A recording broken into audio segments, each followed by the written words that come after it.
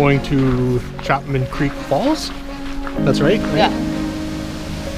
So we drove down towards Davis Bay and then turned on Selma Park Road and then Reservoir Road. Then you get to the power lines and then you park somewhere and you find that big yellow gate. That's a Joni Mitchell song, isn't it?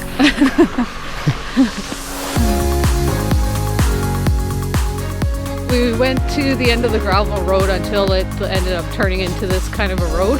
Don't get tricked by this one little trail off to the right at one point. Just stay to the end of the gravel road until it turns into this road.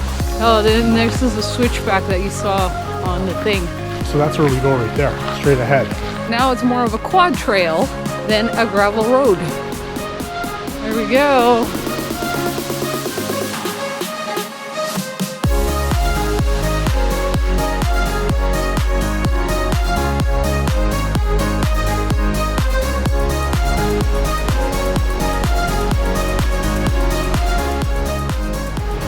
Neat thing to come to in the woods.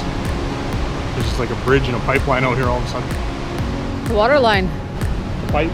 Oh, it's a pipeline. Pipeline. Yeah, that's right. Get ready for the mud.